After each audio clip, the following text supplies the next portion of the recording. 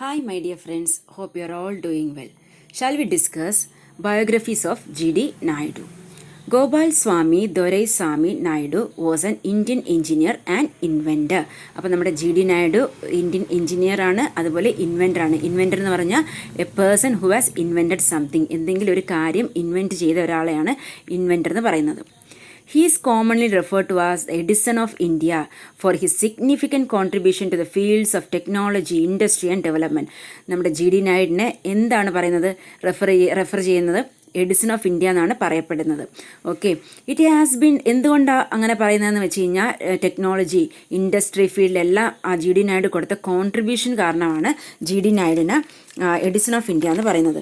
ഈ പറഞ്ഞു വരുമ്പോൾ he invented the electric razor blade, 2-seater petrol engine car, then fruit juice extractor, kerosene run fan, അങ്ങനെ പല പല കാര്യങ്ങൾ ഇൻവെൻറ്റ് ചെയ്തിട്ടുണ്ട്. Okay, it has been recognized that he build the first electric motor in India. അപ്പോൾ ഫസ്റ്റായിട്ട് electric motor കണ്ടുപിടിച്ചത് ആരാണ്? G.D. Naidu ആണ്. G.D. Naidu was born on 23rd March 1893 in Kalangal, India. ഇന്ത്യയിൽ കലങ്കൽ എന്ന് പറയുന്ന ഇടത്തിൽ 23 മാർച്ച് 1893 നമ്മുടെ G.D. Naidu ജനിച്ചത്. He was a son of A farmer. ഒരു കൃഷിക്കാരനായിരുന്നു G.D. Naiduവിൻ്റെ അച്ഛൻ. His childhood years were spent getting in trouble at school. So, how was his childhood? Means getting in trouble. He spent getting in trouble means he may break the rule and is likely to be punished by school. നമ്മൾ സ്കൂളിൻ്റെ rules ചെയ്തത് break ചെയ്ത് കഴിഞ്ഞാൽ നമുക്ക് punishment കിട്ടും. അപ്പോൾ ഭയങ്കര കുരുത്തക്കേടുള്ളൊരു കുട്ടിയായിരുന്നു നമ്മുടെ G.D. Naidu. Okay, his childhood years were spent getting in trouble at school. He disliked attending class and was frequently punished for his habit of hurling sand. Hurling means to throw forcefully. Okay, of hurling sand at teachers during class. അപ്പം എന്ത് കുരുത്തക്കേടാ കാണിക്കുന്നതെന്ന് അറിയാമോ? ടീച്ചേഴ്സിൻ്റെ ദേഹത്തോട്ട് മണ്ണ് വാരി എറിയുമായിരുന്നു ആര്? G.D. Naidu. Many of the classes took place on dry muddy fields. ആ കാലഘട്ടത്തിൽ പല ക്ലാസ്സുകളും മേ ബി മരച്ചുവട്ടിലൊക്കെ ഇരുന്ന് ക്ലാസ് എടുക്കത്തില്ലേ, ആ ഒരു കാലഘട്ടമായിരിക്കും. കൺസ്ട്രക്ഷൻ ബിൽഡിങ്സ് അങ്ങനെയൊന്നുള്ള ഒരു കാലഘട്ടമായിരിക്കില്ല സ്കൂളുകൾ. അപ്പം many of the classes took place on dry muddy fields. Dry ആയിട്ടുള്ള ഫീൽഡ്സിൽ, മഡ്ഡി ആയിട്ടുള്ള ഫീൽഡ്സിലൊക്കെയായിരുന്നു കൂടുതലും ക്ലാസ്സുകളൊക്കെ നടന്നുകൊണ്ടിരുന്നത്. His mischievous nature often expressed itself at home as well, so where he would ignore his chores and responsibilities. So ഇതേ character, ഇതേ കുരുത്തക്കേടുകൾ വീട്ടിലും G.D. Naidu ഇങ്ങനെ തന്നെയായിരുന്നു. എന്താ ചെയ്യുന്നത്? He would ignore his course and responsibility. Course means routine task will be there. So what he will do? He will ignore it. അതായത് അത് ചെയ്യാതെ ആ വർക്കെല്ലാം അവഗണിക്കുമായിരുന്നു. He once lit stack of hay on fire simply to see what would happen. അപ്പം stack of ഹേ എന്ന് വെച്ച് കഴിഞ്ഞാൽ എ പൈൽ ഓഫ് ഹേ, അതായത് വൈക്കോൽ കൂന എന്ന് പറയും. അപ്പം ഒരു നാൾ എന്താ G.D. Naidu ചെയ്തതെന്ന് അറിയാമോ? He once lit stack of hay on fire. അപ്പോൾ ഈ വൈക്കോൽ കൂന ഒന്ന് കത്തിച്ചു. അത് എന്തിനാന്ന് ചോദിച്ചാൽ simply to see what would happen, ഒന്ന് ചുമ്മാ കാണാൻ വേണ്ടി, എന്ത് സംഭവിക്കുമെന്ന് കാണാൻ വേണ്ടി അവനൊരു കുസൃതി കാണിച്ചതാണ്. It was a phase he would eventually grow out of. Over time, Naidu would come to appreciate the importance and value of a proper and comprehensive education. Over time means gradually or step by step. പിന്നെ എന്താണ് G.D. Naidu എഡ്യൂക്കേഷൻ്റെ ഇമ്പോർട്ടൻസും അതേമാതിരി എഡ്യൂക്കേഷൻ്റെ value എല്ലാം appreciate ചെയ്യാൻ തുടങ്ങി. പക്ഷേ ഇതിന് മുമ്പ് നമ്മൾ വായിച്ചു ഹി ഡിസ്ലൈക്ഡ് അറ്റൻഡിങ് ലെസൺ. പക്ഷേ പിന്നെ ഗ്രാജുവലി എഡ്യൂക്കേഷൻ്റെ ഇമ്പോർട്ടൻസിനും വാല്യൂ എല്ലാം അതിൻ്റെ ഇമ്പോർട്ടൻസ് മനസ്സിലാക്കി. The defining moment of Naidu's life came when he was still a youngster. അപ്പോൾ യങ്സ്റ്റർ ആയിരുന്നപ്പോഴാണ് ആ ഡിഫൈനിങ് മൊമെൻ്റ് നായിഡുവിൻ്റെ ലൈഫിൽ വരുന്നത്. ആ defining moment means it's a point in your life when you are urged to make a significant decision. ഒരു significant decision എടുക്കേണ്ട ആ ഒരു time. Okay, we can say he gone through and situation that changed him. Here maybe he experienced something that fundamentally changed him. So ഒരു സിറ്റുവേഷനിൽ കൂടെ G.D. Naidu കടന്നു പോവുകയാണ്. അതെന്താണെന്നുള്ളത് നമുക്ക് മനസ്സിലാവും. Okay, a foreigner had ridden through the village of Kalangal on a motor cycle. അപ്പോൾ ഒരു കലങ്കൽ എന്ന് പറഞ്ഞ G.D. Naiduവിൻ്റെ വില്ലേജിൽ ഒരു ഫോറിനർ വരുന്നുണ്ട്. ഫോറിനർ എതിലാണ് വരുന്നത് വെച്ചാൽ മോട്ടോർ സൈക്കിളിലാണ് വരുന്നത്. ഓക്കെ, റൈഡ് ചെയ്ത് വരുവാണ്. Many children of the village had chased after the motor cycle and had laughed and jogged and tried to catch it. നമ്മൾ പണ്ടത്തെ ഫിലിമിലൊക്കെ കണ്ടിട്ടുണ്ട്, പിള്ളേർ സൈക്കിളിൻ്റെയൊക്കെ പുറകിൽ ഓടത്തില്ലേ, അതേമാതിരി ഇവിടെ എന്താ വില്ലേജിൽ എന്താ സംഭവിച്ചതെന്ന് വെച്ചാൽ പിള്ളേർ ആ മോട്ടോർ സൈക്കിളിനെ ചേസ് ചെയ്ത് ചിരിച്ച് കളിച്ച് തമാശയൊക്കെ പറഞ്ഞ് അതിനെ ക്യാച്ച് ചെയ്യാൻ വേണ്ടി കൊടുത്തില്ല. അതേപോലെ അവരിങ്ങനെ പുറകെ ഓടിക്കൊണ്ടിരുന്നു. The majority of the people in the village ignored the foreigner. So matured ആയിട്ടുള്ള കുറച്ച് മെജോറിറ്റി പിള്ളേർ ഇങ്ങനെ കാണിച്ചു. അപ്പം മെജോറിറ്റി ഓഫ് ദ പീപ്പിൾ വില്ലേജിലെ മെജോറിറ്റി ഓഫ് ദ പീപ്പിൾ എന്താ അത് നിഗ്ലക്റ്റ് ചെയ്തു, അതായത് അവഗണിച്ചു. ഫോറിനറിനെ അത് വലിയ കാര്യമായിട്ട് എടുക്കാതെ അവരങ്ങനെ അവരുടെ കാര്യങ്ങളിലിരുന്നു. He was simply passing by. So the foreigner he was simply passing by. But for Naidu the sight of this motorcycle cutting the silence of the village with the roar of its engine and churning dust in its wake was inspiring. അപ്പോൾ പിള്ളേരുടെ കാര്യം പറഞ്ഞു, കുറച്ച് ആളുകളുടെ കാര്യം പറഞ്ഞു. ഇപ്പം G.D. നായിഡുവിന് എന്ത് തോന്നി ഈ മോട്ടോർ സൈക്കിളിൻ്റെ സൈറ്റ് അത് മോട്ടോർ സൈക്കിൾ കണ്ടപ്പം? But for G.D. Naidu the sight of this motorcycle cutting the silence of the village, അതായത് വില്ലേജ് എന്ന് പറയുമ്പോൾ കുറച്ച് കാം ക്വയറ്റായിട്ടുള്ള ഒരു ഏരിയ ആയിട്ട് ചിന്തിക്കണം, നമ്മൾ ഇമാജിൻ ചെയ്താൽ മതി. അപ്പോൾ cutting the silence of the village, അതെങ്ങനെയാണ് സൈലൻസ് കട്ടായത്? With roar of its engine, ആ മോട്ടോർ സൈക്കിളിൻ്റെ വെഹിക്കിളിൻ്റെ സൗണ്ട് ഓഫ് ദ എൻജിൻ, ആ റോർ, ആ sound. Churning dust in its wake, അതേപോലെ ആ മോട്ടോർ സൈക്കിൾ പോയപ്പോൾ ഈ പൊടി ഇങ്ങനെ നമ്മളിപ്പോൾ വണ്ടിയൊക്കെ പോകുമ്പോൾ ഇങ്ങനെ പൊടി ഇങ്ങനെ പടരത്തില്ലേ അറ്റ്മോസ്ഫിയറിൽ, അത് തന്നെ. Okay, the dust that move around. Okay, so churning dust in its wake was inspiring. അപ്പോൾ ഈ ഒരു കാഴ്ച G.D. നായിഡുവിന് ഭയങ്കരമായിട്ട് ഇൻസ്പിറേഷൻ വന്നു. Okay, he wanted to ride the motorcycle and more importantly he wanted to understand how it operated. അപ്പോൾ G.D. നായിഡുവിന് ഒരു ആഗ്രഹം വന്നു മോട്ടോർ സൈക്കിൾ റൈഡ് ചെയ്യണം. പക്ഷേ മോർ ഇമ്പോർട്ടൻ്റ്ലി എന്നവിടെ പറയുന്നുണ്ട്. എന്താ G.D. നായിഡുവിൻ്റെ ആഗ്രഹം എന്ന് വെച്ച് കഴിഞ്ഞാൽ മോട്ടോർ സൈക്കിൾ റൈഡ് ചെയ്യണം. More importantly he want to understand how it operate, അത് എങ്ങനെ ഓപ്പറേറ്റ് ആകുന്നു ആ മോട്ടോർ സൈക്കിൾ എന്നുള്ളത് അണ്ടർസ്റ്റാൻഡ് ചെയ്യണം. Okay, following the foreigner's departure, leave, Naidu kept an eye out at all times, desperate for another glimpse of the vehicle. അപ്പോൾ ആ ഒരു vehicle ഇനിയും കാണാൻ ഒക്കുമോ എന്ന് ആകാംക്ഷയിൽ നായിഡു ഇരുന്നു. But the foreigner did not return. But the foreigner didn't came back to the village. തിരിച്ചു വന്നില്ല. Frustrated yet absolutely sure of his newfound passion, Naidu abandoned his home and family. So frustrated, he felt very dissatisfaction, ഭയങ്കരമായിട്ടും dissatisfaction ആയി. Yet absolutely sure of his new found passion, പുതിയതായിട്ടുള്ള അവൻ്റെ passion, affection. Okay, passion. Naidu abandoned his home. So Naidu left his home and family, and he left behind the tranquil peace of his village in search of technology and modern achievements. അപ്പം village എല്ലാം വിട്ട് എന്തിനു വേണ്ടിയാണ് പോയത്? He left behind the tranquil means calm peace, നല്ല കാമായിട്ടുള്ള ആ വില്ലേജെല്ലാം വിട്ട് ഇൻ സെർച്ച് ഓഫ് ടെക്നോളജി, സാങ്കേതികത, അതും മോഡേൺ അച്ചീവ്മെൻറ്റ്സ് ഒക്കെ അതിന് സെർച്ച് ചെയ്ത് അതിനെക്കുറിച്ച് കൂടുതൽ അറിയാൻ വേണ്ടി നമ്മുടെ G.D. നായിഡു വില്ലേജും ഫാമിലിയും എല്ലാം വിട്ട് പോവുകയാണ്. ഓക്കെ, അത് പാഷൻ അച്ചീവ് ചെയ്യാൻ വേണ്ടി. Naidu travel to the city nearest his village, Coimbatore. അപ്പം കോയമ്പത്തൂർ എന്ന് പറയുന്നതാണ് നമ്മുടെ നായിഡുവിൻ്റെ വില്ലേജിൻ്റെ അടുത്തുള്ള city. So he travel to the city nearest his village, that is Coimbatore. Train service had begun in Coimbatore by 1835 and the city was bustling with industry and education. അപ്പോൾ train സർവീസൊക്കെ കോയമ്പത്തൂരിൽ ഒരു 1835 ആയപ്പോഴേ തുടങ്ങി. അതുമാതിരി സിറ്റി ഭയങ്കര തിരക്കുള്ള ബിസി, അതിന് ബസ്ലിംഗ്, തിരക്കുള്ള BC ആയിട്ടുള്ള, അത് എങ്ങനെ ബിസി ആയിട്ടുള്ള കാണിക്കുന്നതെന്ന് വെച്ചാൽ ഇൻഡസ്ട്രി ഫീൽഡിലായാലും എഡ്യൂക്കേഷൻ ഫീൽഡിലായാലും നല്ല പുരോഗമിച്ച ഒരു സിറ്റിയാണ് Coimbatore. An agricultural school that would later develop into the Tamil Nadu Agriculture University had been set up and the Government Arts College was running as well. അവിടെ എന്തൊക്കെയുണ്ട്? ഒരു ഗവൺമെൻറ് ആർട്സ് കോളേജ് ഉണ്ട്, അതുപോലെ agriculture school ആയിരുന്നു. പക്ഷേ ഇപ്പോൾ അത് Tamil Nadu agriculture university ആയിട്ട് അവിടെ സെറ്റപ്പായി. അങ്ങനെ നല്ല ഡെവലപ്പായിട്ടുള്ളൊരു സ്ഥലത്താണ് നമ്മുടെ G.D. നായിഡു എത്തിച്ചേർന്നിരിക്കുന്നത്. It was a city ripe with opportunity and Naidu wasted no time. So it was a city ripe means it was a city developed with opportunity, നിറയെ ഓപ്പർച്യൂണിറ്റി ഉള്ളൊരു സിറ്റിയാണ് കോയമ്പത്തൂർ. അതാണ് ഇവിടെ പറഞ്ഞത്. It was a city ripe with opportunity. Ripe means you mean it as developed. Okay, I hope up to this clear for you. The first thing he did was get a job as a waiter at a hotel. അപ്പോൾ ആദ്യം തന്നെ എന്താ ചെയ്തതെന്ന് വെച്ച് കഴിഞ്ഞാൽ ഒരു ഹോട്ടലിൽ ഒരു വെയിറ്ററായിട്ടുള്ള ജോബ് തേടി പിടിച്ച് എടുത്തു. He knew he had to be patient to accomplish his dreams. So നമുക്കൊരു സ്വപ്നം ഉണ്ടെങ്കിൽ നമുക്കത് പെട്ടെന്ന് അത് അച്ചീവ് ചെയ്യാനൊക്കെ ഇല്ല. നമ്മൾ കുറച്ച് വെയിറ്റ് ചെയ്ത് കുറച്ച് ക്ഷമയോടെ കാത്തിരിക്കണം. നമ്മളും അതിനുവേണ്ടി ഹാർഡ് വർക്ക് ചെയ്യണം. So he knew he had to be patient to accomplish to fulfil his dreams. അപ്പം G.D. നായിഡിനറിയാം G.D. നായിഡിൻ്റെ സ്വപ്നങ്ങൾ സാക്ഷാത്കരിക്കാൻ വേണ്ടി കുറച്ച് പേഷ്യൻസ് ആയിട്ട് ക്ഷമയോടെ കാത്തിരിക്കണം. And so work diligently means well. He worked hard. ഉത്സാഹത്തോടെ നല്ലോണം വർക്ക് ചെയ്തു. And saved money. എന്നിട്ട് കാശ് സൂക്ഷിച്ചു വെച്ചു. He picked up the habit of riding the trains from city to city. So, he picked up the habit means he started doing something regularly.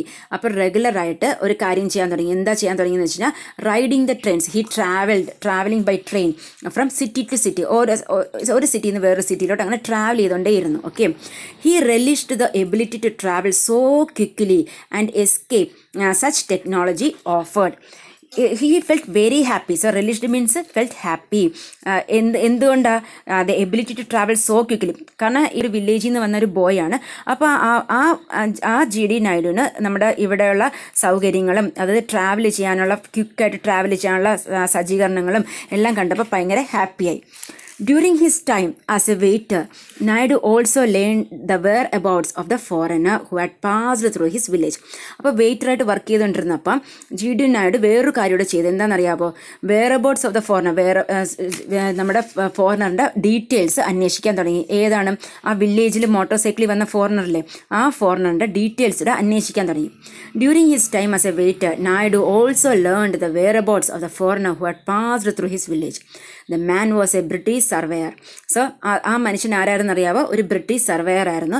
Surveyor എന്ന് പറഞ്ഞാൽ a person whose job is to measure and record the details of areas of land. ഒരു land അളക്കുന്നതും measure ചെയ്യുന്നതും അതായത് details ഒക്കെ record ചെയ്യുന്ന ഒരു ജോലിയുള്ള ഒരാളെയാണ് സർവേയർ എന്ന് പറയുന്നത്. Okay. So the man was A British surveyor. When Naidu had saved ₹400, he tracked down the surveyor and placed all his money at the surveyor's feet. അപ്പം G.D. നായിഡു ഒരു ₹400 സേവ് ചെയ്തു.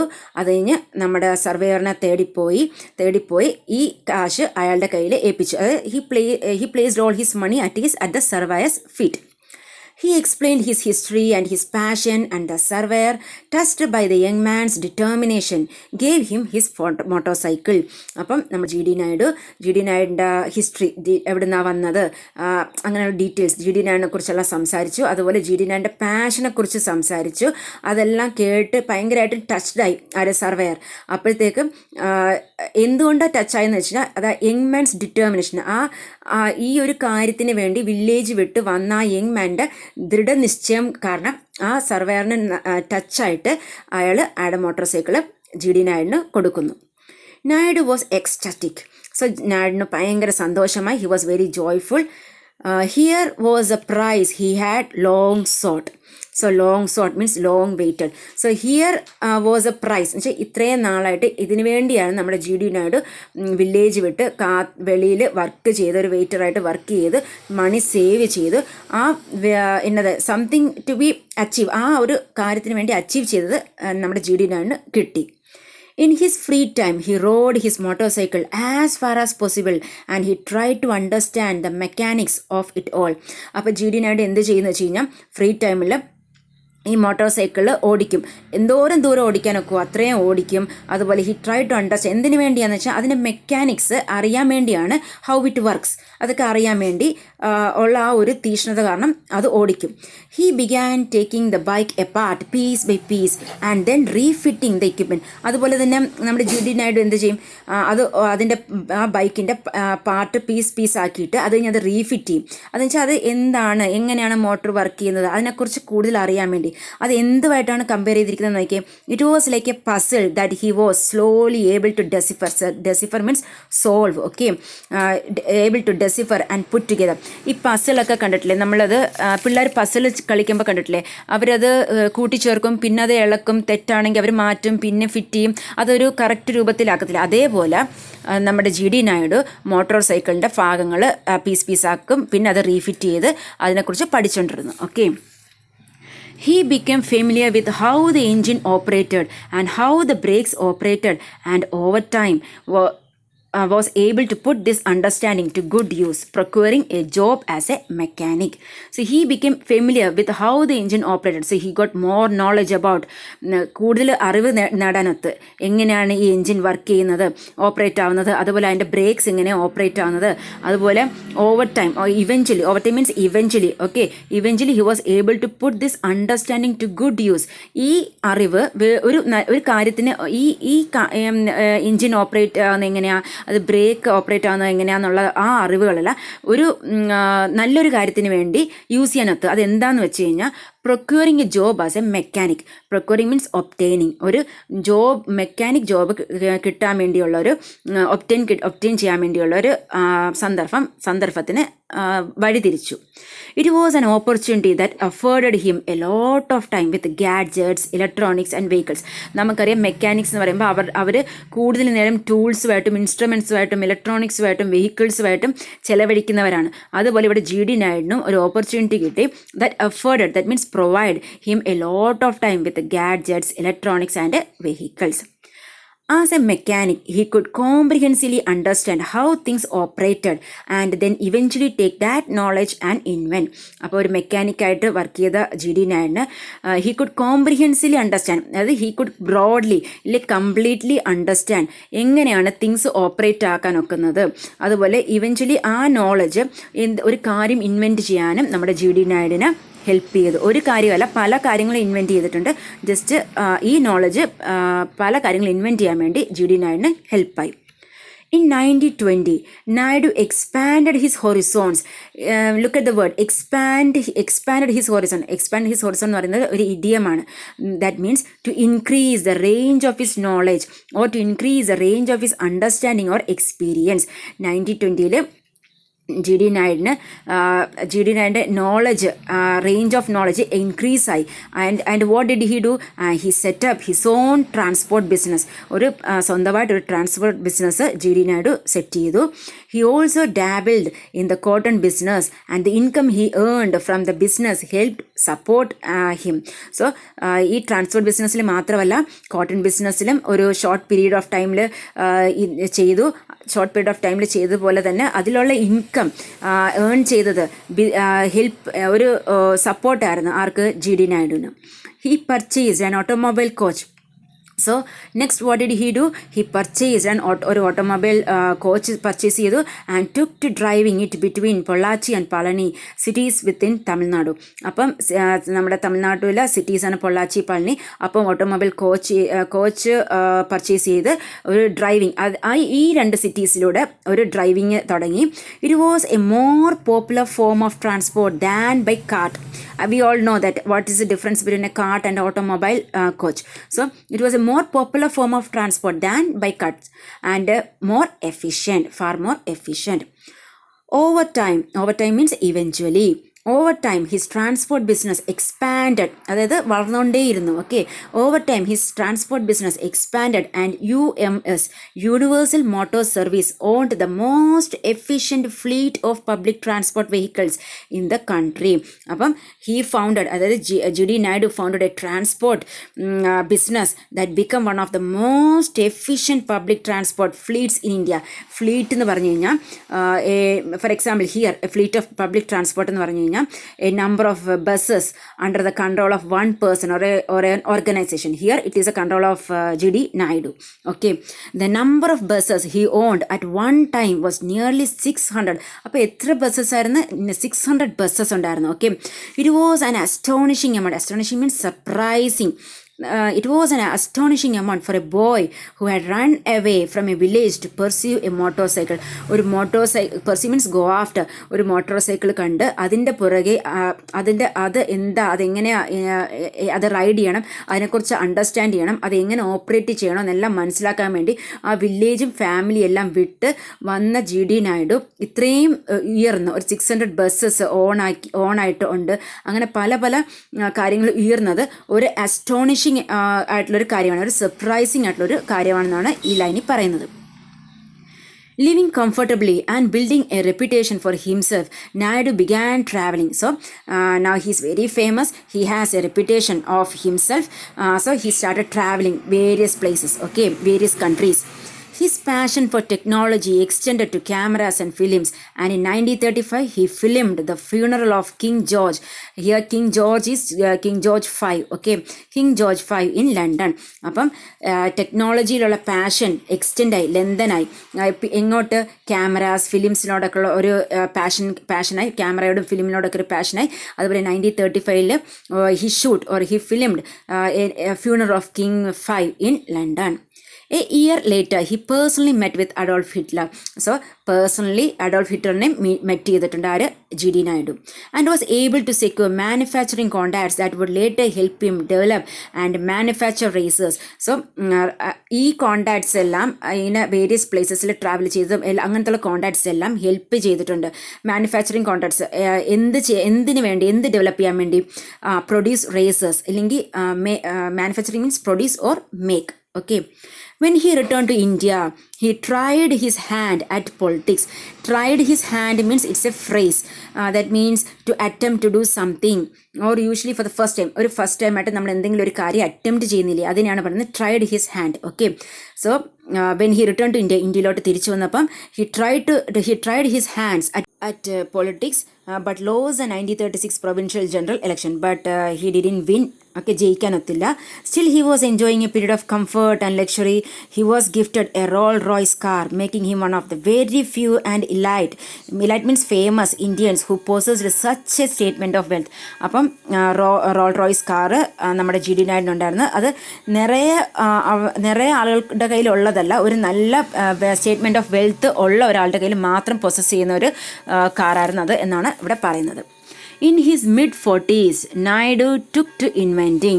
So, mid-40s, Naidu took to inventing means he started to design or he started to create something that has never been made before. ആരും ചെയ്യാത്ത, അതായത് പുതിയ കാര്യങ്ങൾ invent ചെയ്യാൻ തുടങ്ങി. Okay. He collaborated means he worked together or joint effort. Okay. He collaborated with D. Balasundaram to create India's first indigenous motor.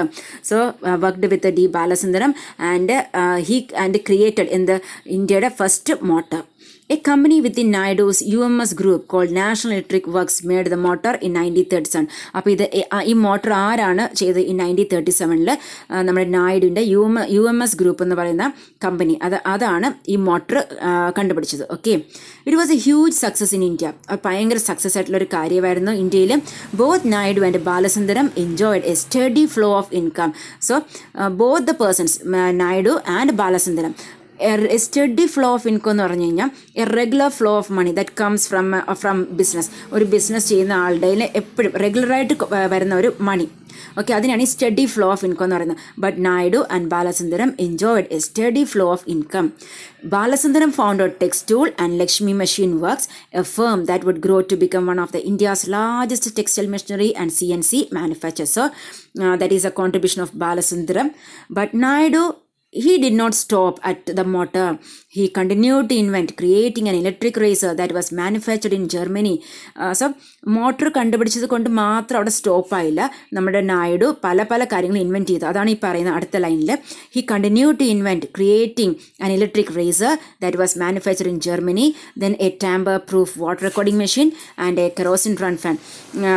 If you just search in Google, you can see the images of these things. Okay. In 1941, Naidu claimed he would manufacture 5-valve radios and sell them at only 70 rupees per set. അപ്പോൾ 1941 Naidu claim ചെയ്തു Naidu 5-valve റേഡിയോൻ്റെയൊക്കെ pictures എല്ലാം image ഒക്കെ ഗൂഗിളിലുണ്ട് കേട്ടോ. 5-valve radio manufacture ചെയ്യുമെന്ന് claim ചെയ്തു. അതുപോലെ അത് 70 rupeesന് വിൽക്കാനൊക്കും എന്നും ക്ലെയിം ചെയ്തു. He also began focusing on camera equipment and was fascinated by the ability to take photographs. അപ്പം ക്യാമറ എക്യുപ്മെൻറ്റ്സ് അതിനെക്കുറിച്ചൊക്കെ ഫോക്കസ് ചെയ്യാൻ തുടങ്ങി. അതുപോലെ ഫോട്ടോഗ്രാഫ്സ് എടുക്കുന്നതിൻ്റെ അതിനോടൊക്കെ കുറച്ച് ഇൻട്രസ്റ്റ് വരാൻ തുടങ്ങി. He created a distance adjuster for film cameras. So he created for film cameras he created a distance adjuster, അതായത് ദൂരം ക്രമീകരിക്കുന്ന. ഓക്കെ, അതിനെയാണ് പറയുന്നത് distance adjuster. But his inventiveness was not restricted to technology alone, but his inventiveness means creativity was not restricted to ടെക്നോളജിയാണ്. ഇതെല്ലാം technology പരമായിട്ടുള്ള കാര്യങ്ങളല്ലേ ഈ പറഞ്ഞത്. അതിൽ മാത്രം ഒതുങ്ങി നിന്നതല്ല നമ്മുടെ G.D. നായിഡുവിൻ്റെ ക്രിയേറ്റിവിറ്റി അല്ലെങ്കിൽ ഇൻവെൻറ്റീവ്നെസ്. his time in the cotton business had piqued means arouse, okay, his time in the cotton business had piqued his interest in agriculture, and he spent considerable time researching and identifying new forms and varieties of cotton, maize and papaya. അപ്പോൾ ഇത്രയും പറയുന്നത് technology ഫീൽഡാണെങ്കിൽ ഇനി പറയുന്ന agriculture ഫീൽഡിലോട്ടുള്ള interest ഉണ്ടായിരുന്നു, അതുപോലെ agriculture ഫീൽഡിലും interest ഉണ്ടായിരുന്നു, അതുപോലെ നിറയെ ടൈംസ് റിസർച്ച് ചെയ്തും അതുപോലെ പല പല ന്യൂ ഫോംസും വെറൈറ്റീസും ഐഡൻറ്റിഫൈ, അതായത് കോട്ടൺ, മെയ്സ്, പപ്പ അതിനെക്കുറിച്ചുള്ള ന്യൂ ഫോംസ് വെറൈറ്റീസൊക്കെ ഐഡൻറ്റിഫൈ ചെയ്ത് അങ്ങനെ നിറയെ നേരം സമയം ചെലവഴിച്ചിരുന്നു. The farm he lived on prospered and was a source of curiosity for many, as he apparently had the entire building built within 8 hours. Within 8 hours built ചെയ്ത building ആയിരുന്നു. അതുപോലെ ആ farm എന്ന് പറഞ്ഞാൽ നല്ല പ്രോസ്പെറിറ്റി ആയിട്ട് എല്ലാവർക്കും ഒരു ആര് വന്ന് കണ്ടാലും അവർ കാണുന്നവർക്കെല്ലാം ഒരു ഭയങ്കര ക്യൂരിയോസിറ്റി ഉള്ള രീതിയിൽ ഉള്ളൊരു ഫാമായിരുന്നു നമ്മുടെ ജി ഡി നായിഡുവിൻ്റെ. Sir C.V. Raman, the Nobel Prize winning Indian physicist, and Mokshagundam Viswaraya, the Diwan of Mysore, between 1912 and 1918, visited Naidu's farm several times and were impressed by his work and his dedication and passion for invention. അപ്പം ആരൊക്കെയായി farm visit ചെയ്തിരിക്കുന്നത്?